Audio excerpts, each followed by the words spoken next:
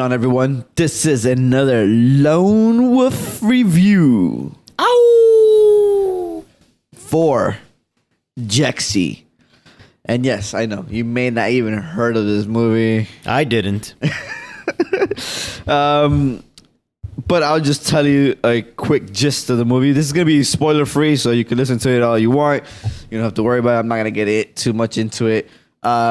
So, quick premise of the movie is a guy is pretty much addicted to his phone. He ends up getting a new phone, and his new phone's AI takes over his life, I guess you could say. Or helps him in his life. I don't know. One of those two. Whatever you want to take from it. It starts off as a AI helping him, and then it just literally takes over. So that's the gist of the movie. It's a comedy. I found it to be pretty entertaining. I would give it a 3 out of 5.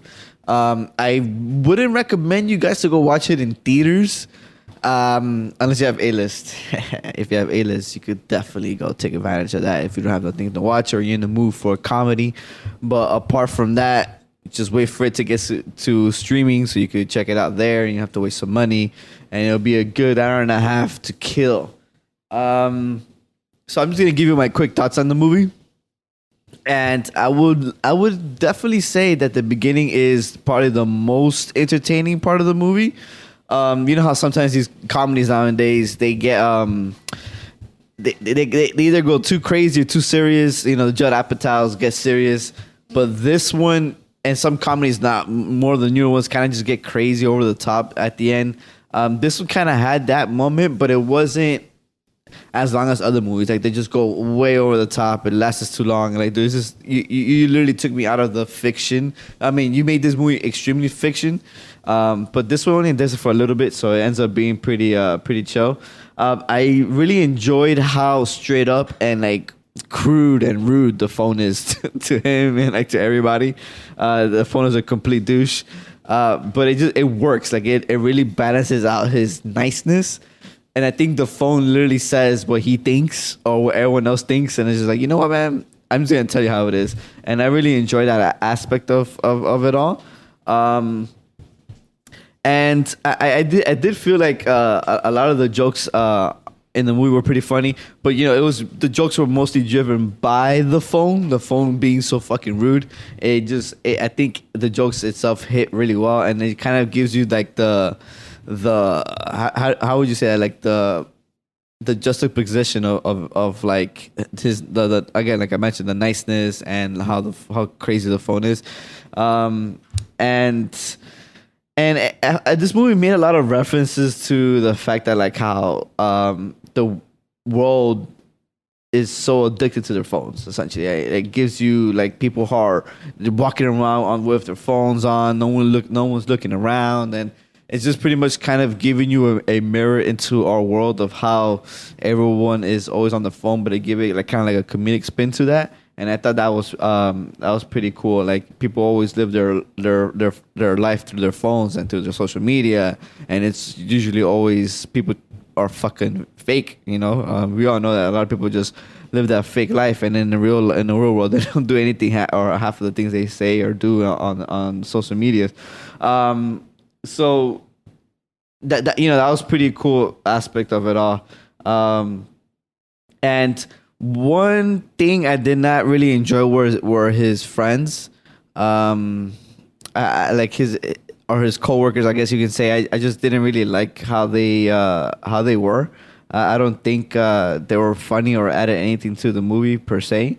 So it was kind of like off-putting, in the way they acted wasn't really good. The main actor in this movie is Adam Devine. So Adam Devine is Adam Devine. He's the same in every freaking movie he's ever done.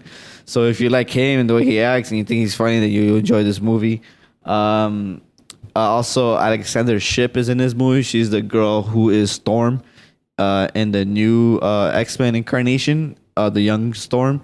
And she's also, I think like her biggest breakout role was the one she did in I Love Sam, I think it is, or I Love, yeah, something like that. Yeah, it's about the kid who the gay kid who comes out and, you know, the things that happened in his life.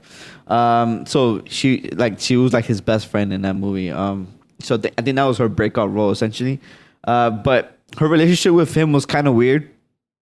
To begin with, he is a weird guy, and he's like super shy, very not antisocial, but kind of avoids social situations. So his interactions with her was him being weird, and like she kind of falls for him, even though he was extremely weird, which was kind of fake, I think, in the sense, because she was really outgoing. I don't know. Maybe I don't know. I don't. Maybe she did end up like really liked how awkward and weird he was. But I felt that was kind of a fake thing. Another fake thing that I hated. There's a nitpick, of course, but the whole movie takes place in San Francisco, and he does a top 10 list for a blog. So essentially, he's one of those top 10 writers from BuzzFeed, essentially. And I'm pretty sure those people don't make enough money to live in a sweet ass apartment in the middle of San Francisco. So I thought that was super fake. I know the whole movie is fake itself, but like that's kind of like who the fuck does a top 10 list and has enough money to pay for a 1-bedroom apartment in San Francisco? Like, get out of here, dude. In the middle of San Francisco. Like, that's so fake, dude. So that's like, it's just a stupid nitpick. Like, it's nothing that takes away from the movie, but when I saw that, it was in the back of my head the whole time. So apart from that, I think everybody else acted pretty well. You have Michael Pena, who was his boss, and he was so outrageous, but I think it worked well for him. So I think that was pretty funny of it all. And I think that's pretty much it. I mean, that's pretty much the gist I could say about the movie. There's not much else to say. I'm just glad to see Alexandra Shipp get some more roles, and hopefully she gets a little bit bigger. I think she's a pretty likable actress, and I think she portrays her character really, really well. But other than that, I do agree, you guys should definitely go see it. Go check it out. 3 out of 5. But don't watch it in theaters unless you have A-list.